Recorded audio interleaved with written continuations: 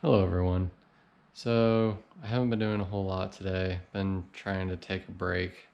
I was getting stressed out with the car and it's been nice just relaxing today.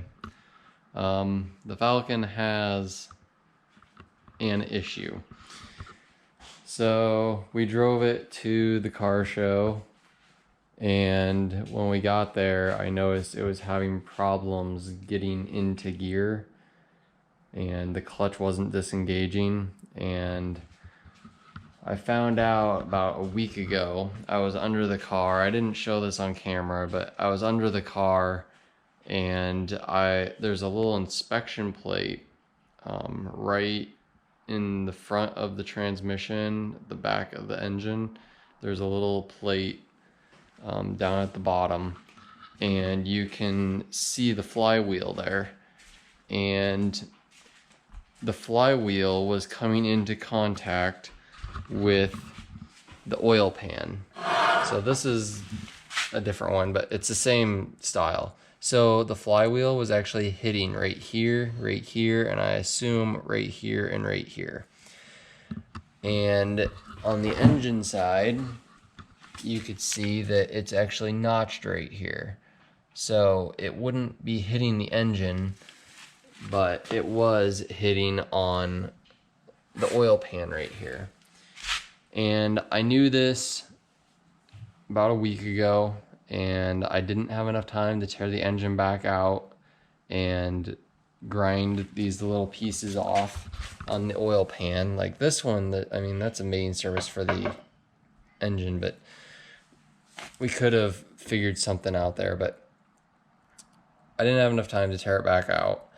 So I was just hoping and praying that maybe it would clearance itself and I didn't torque it on crooked, because I think that's actually what happened when the flywheel got torqued. All the bolts got torqued. It actually went on at like an angle like this.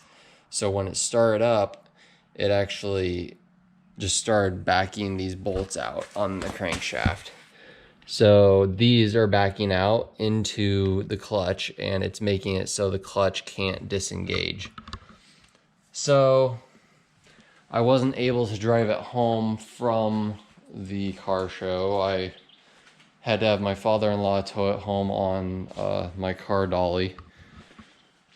It'll still start up, but I can't disengage the clutch anymore. So I'm going to try to see if I can pull the transmission off without taking the whole engine back out. But if that's not going to happen, then I'm going to just have to pull the whole engine out. But to do that, I have to take everything out, basically. Here, I can pop it and show you what I mean. So, everything has to come out. The radiator, the battery tray, igniters, the brake master cylinder, the booster. All that stuff is in the way if I were to take it out. So all the wiring would have to come back out. It'd basically be like starting over. But the good thing is I don't have to fabricate anything because it's already done. So I just have to bolt everything back in, take everything back out. So it's not the end of the world, but it's annoying that happened. I knew it might, and I knew as soon as the clutch started as soon as the clutch started acting up, I knew that was probably what it was, and I just stopped driving it because I didn't want to destroy the clutch or the flywheel or something like that. So it's just sitting here until I get it done, and I will video it and share when I start doing that. But there's a car show at the end of this month that I think it would be kind of cool. Some of the guys at the car show wanted me to bring it to, so I'm going to try to get it done by the end of this month so we can drive it over there. I also want to get seatbelts in it because my son does not like not having a seatbelt. So I'm going to get seatbelts put in here, and I'll probably just do 4 for now. Technically, you can have 6 people in this car. It's what it was designed for, so I'm just going to put 4 seatbelts in for now. I need to grease all the fittings on the front suspension. I didn't do that, and it's pretty squeaky now. So I can't do it with the wheels on. I have to take the wheels off to actually be able to get to the grease zerks, so got to do that. And then one of the other things was the vent tube on the fuel cell I need to finish up, which the fittings did come the day of the car show. So they're sitting up there. I just got to make the line and then we can get that done. So that's a little bit of an update on the car. It is running fine. It ran fine. It brakes fine. Everything other than that worked fine. Which the funny thing about that is that was part of the transmission adapter kit that I got, and that cost about $850.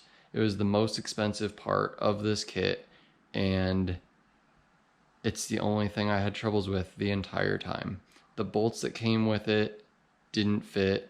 It was missing some bolts. The bolts that mounted the flywheel onto the crankshaft were not even in the kit. They had to send those to me. The bolts that mounted the clutch to the flywheel were not in the kit. They had to send those to me after. And then the flywheel interfered with the oil pan. And this kit was specifically for a 1UZ engine to a W58 Toyota Supra transmission. It was made for this exact setup, and it didn't fit. Nothing fit right. I had to modify stuff, and I still have to modify the oil pan. I mean, they had a disclaimer on their website that this requires professional installation and no instructions are involved, and like, that's fine, but it should, when you're paying that much, it should be direct bolt on, or at least say you need to trim here and here. How hard is it? I mean, it came with a bunch of bolts that I didn't even use. It doesn't make any sense. You pay that much money and it was that bad of a product. So, I mean, the parts it came with, the machine plate that actually adapt the bell housing to the transmission, that was a good part, which is mostly what you're paying for. So, and you could have gotten it without the flywheel, but I mean, who's going to buy that and not get the flywheel that goes with it? So anyway, is just funny that that's the only part that I didn't fabricate myself, other than the rear axle and the drive shaft. Those were fine. That is the most expensive part that I didn't fabricate myself, and it's the only thing we had problems with. So, oh well. Anyway, moving on. So I was going to go through some of the projects I have to do. I just bought a K&N intake for my 2018 Accord. So I'm going to be having a video putting that on and how it sounds and works and everything. I'm really excited about that. Should sound pretty good. If you've seen my Accord blow-off valve experiment video, you'll know that I've been trying to make the blow-off sound, the psh sound of the turbo pressure, sound louder, but I failed with that experiment. So I just bought an intake and we'll see how that works. I mean, it's supposed to give it a little more horsepower, but it should make it sound a lot louder. So that should be interesting. I'm going to, well, there is another project. This is a 94 Lexus LS 400, and the starter went bad. And if you know anything about these engines, the starter's underneath the intake manifold, and you have to take all that off to get to it, and it's a pain in the butt. But this engine ran really nice, and it has 140,000 miles on it. It's super clean. It needs a new battery, but other than that, this is a great running car. It needs some suspension work. It needs new shocks. They're bad. The tires are bad, which I'm gonna steal off of the SC 400 because it has good tires on it.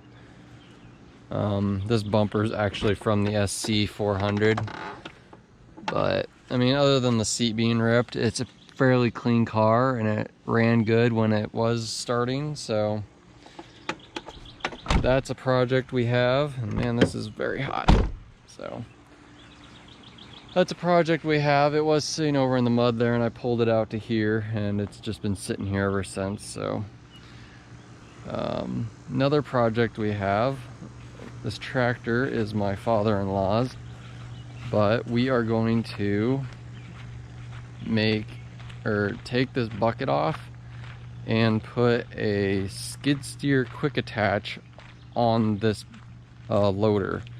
So we're gonna cut these off right here and weld a skid steer quick attach to that. And then we have another adapter plate to weld onto the bucket, and then we'll be able to put any skid steer attachment on here. And he bought these forks for it, so he'll be able to put these forks on there, and then this is the plate to go on this bucket. So that'll be really handy once we get that, and hopefully we'll get a third function with a grapple on here too, because we have a bunch of brush around here. I don't know if you can see back there, but there's a huge brush pile, and I've been cutting down a ton of trees back here too. So we have that to do, and I'm going to get on my little dirt bike and I'll take you around and show you some other projects. So this house is the original farmhouse that's on our property, and it used to be rented out probably, I don't know, 5, 6, 7 years ago, something like that. But it's fallen into disrepair. There's trees growing up around it. I haven't been inside it for a while because there were raccoons in there, but it's gotten pretty bad. We can try to go in. I don't know. We'll see what happens. This door's usually stuck pretty good. There we go. So it's pretty disgusting. I mean, everything's kind of falling apart. The ceiling's falling apart. There's still some appliances in here. I'm a little scared to even go in here. I don't know what's in here.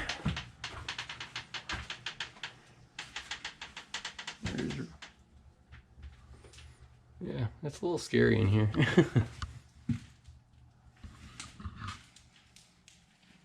So there's some parts in here. I put an engine over there on the counter, but you can see, I mean, all the paint's kind of fallen off of stuff, and animals have gotten into things. There's water leaks and stuff like that, and I mean, looks like the raccoons got into that. So there's an upstairs too, and there's raccoon poop everywhere. So yeah, this house is going to get torn down. I don't know how. Oh wow, there's a lot of mold and stuff in there. I don't know how, I don't know when. Yeah, that's really bad. That's disgusting. Probably shouldn't even be breathing in here, but so yeah, it needs to be torn down, but I don't have money to rent an excavator or anything right now, so for now it's just gonna sit here, but hopefully someday we can tear this down. I did have an idea that maybe we would like put a cable all the way around it or something, and possibly put a cable like around it and then cut out a lot of the support structure, and then find somebody with a big tractor and just pull it down like that. I thought that'd make for a pretty good video, but as of right now I don't have any plans for it. So the roof has a bunch of holes in it. I put my weather station way up there, but other than that, we just dubbed it Spooky House. So on to the next project. So this right here, it's gonna be kind of hard to see, but we'll walk in here. You can see right here, there is a concrete foundation. This used to be a garage for the old farmhouse, and I want to rebuild it because the foundation's actually in good shape still. There's just a bunch of trees that have grown up in here, and one of the renters dumped a lot of garbage over here. So I actually want to get this, rebuild this, and store the Falcon in here during the winter time. So that's a project that I kind of wanted to do this summer, so about right now, but I don't know if we're actually going to get to it or not. So that's one of them. It's going to be a little bit of work to get all these trees out of here, but it's not the end of the world. You can kind of see the corner of the foundation right here. So I think it's a 20 by 22 foot garage. It's not too terribly big, but it'll be big enough to store a couple things in. Yep, that's one of the projects. On to the next. So this is the hen house, and this is the building that the Falcon was stored in for 35 to 40 years. It sat right here in the middle. And I've since obviously got the car out of here, but cleaned this up drastically. The Falcon could possibly be stored in here during the winter, but this is my main building because it has a nice concrete floor, which is nice. It's the only building that has a concrete floor out here. So I did a lot of work to this. That back wall back there was caving in. There were doors just like this end had, but I put metal all on that side and then put crossboards and made it beefy again. There was one small little pull in between the two doors. There was a man door right here too, and then the big door over here. And there was just this one little brace right there, and it was broken half and the whole thing was caving in. So I redid all that structure and got it back up. So hopefully this building will stand a lot longer. It has really low ceilings, but it's great for storage. This here is the barn. And unfortunately, this barn, the first floor collapsed and the whole barn fell. And now it needs to be torn down. So the foundation's still in decent shape. I might eventually build another building back on this foundation too, but I really wish we could have saved it because it's pretty cool old building. It's huge. This is actually the hay loft that we would be in right now, and you can see there's a ton of hay still in here. That's the main hay door up there. There's still an old pulley system up there, which would be really cool to get out of here, but there's a lot of really cool old beams in here, which would be really cool to save, but I don't know if there is a way to actually save them and take this down. I feel like what we're gonna have to do is cut these braces like partly way through, and then hook on one of them and just pull, and hopefully the thing will fall down. But the problem with that is that there's trees surrounding this on all sides, and there's trees over there, and that's pretty much all that's holding this thing up. So there's a lot of good wood in here, which I wanted to use to rebuild that garage, but I don't know if it's actually going to be able to be done in a manner that would be efficient, I guess you could say. So for right now, it's just sitting here. Let's see, bird there that seems to want to be in here for some reason. There's a lean-to back here, well there was, that fell down, and I actually cleaned a lot of it up. This used to all be completely covered, and I took a lot of it out, and this is the last wall that I never got to, but I took all this down and I cleared this concrete off, and I put the savable wood right here, and that's pretty much it. I got my scrap piles back there and some equipment that needs to be redone. That's my cardboard burn pile. So that's pretty much all this is here. So I don't really know what other projects we have. The machine shed needs some work. I guess we could go look at that. Alright, so here's the machine shed. This is my Ford 8N. It's a 1948.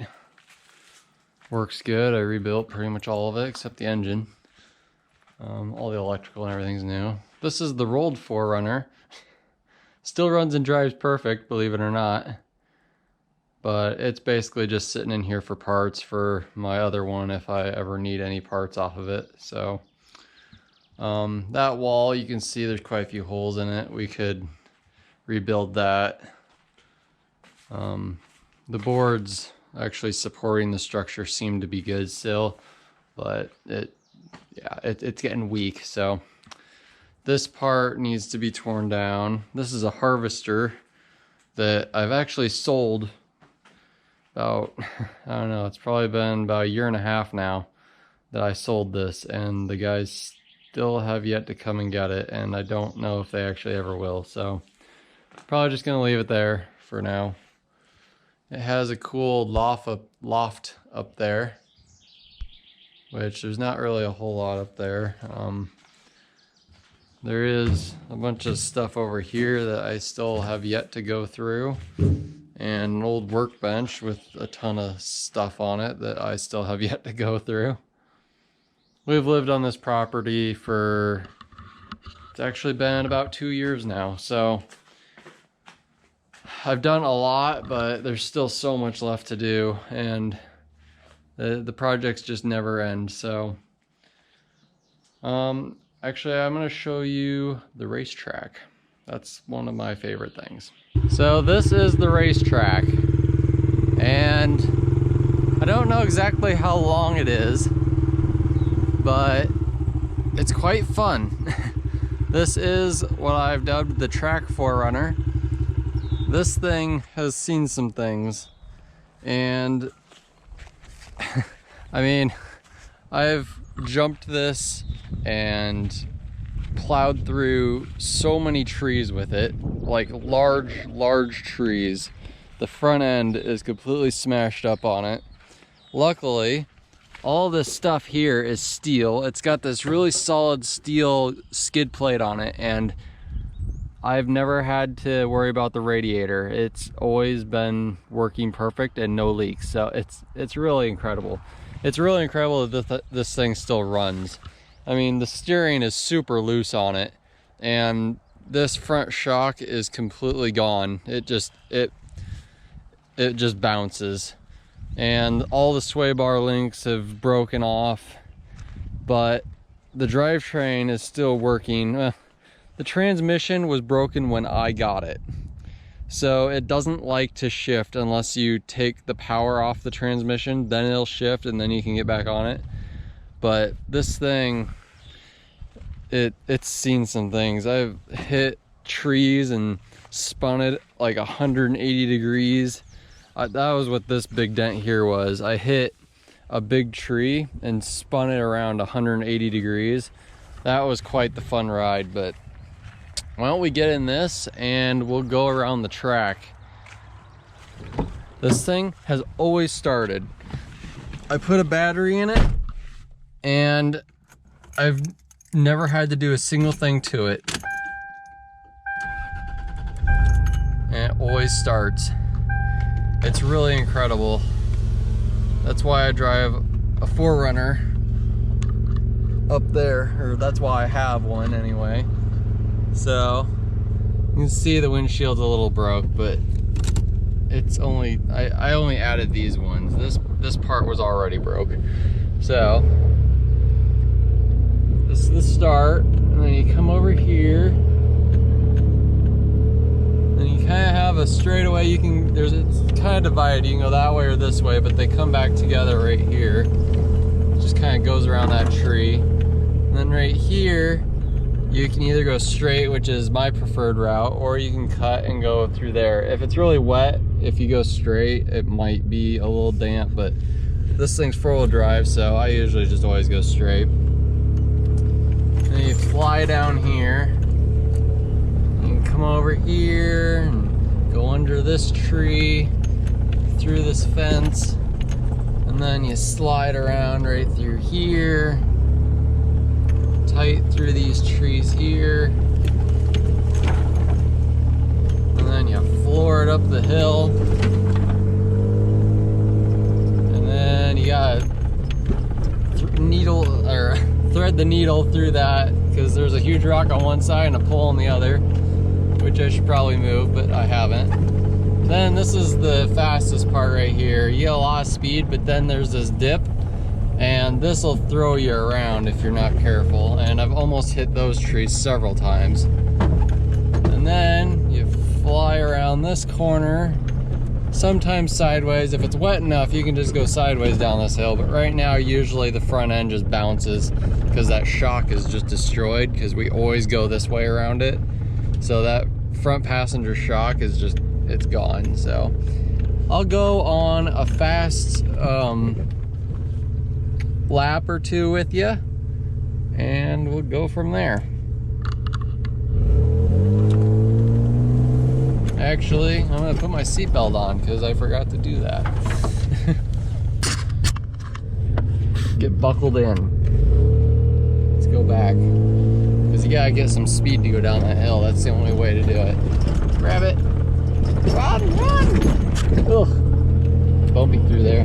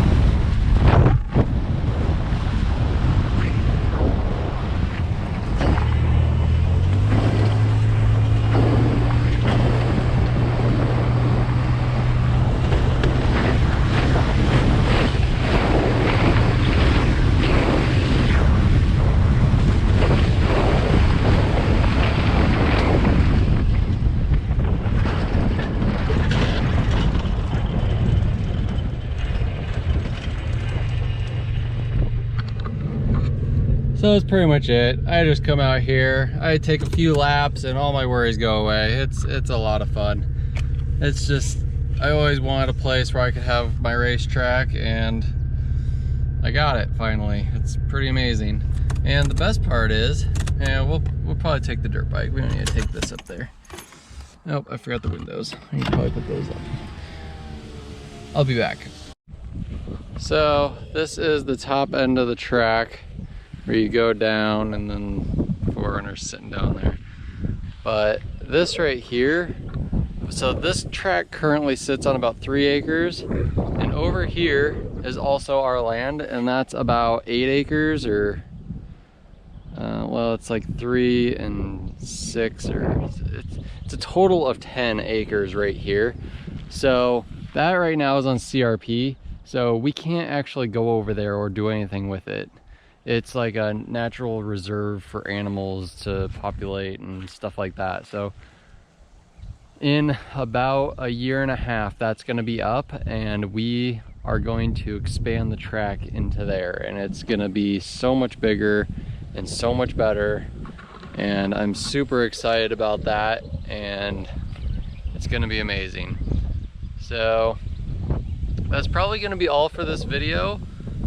I'm not sure what project we're going to start next. I'm probably going to work on the Falcon fairly soon. I need to fix that transmission. I'm going to try to just pull the transmission out and fix it that way. If I can't get the transmission out, then I'll have to pull the whole thing and we'll record all of it.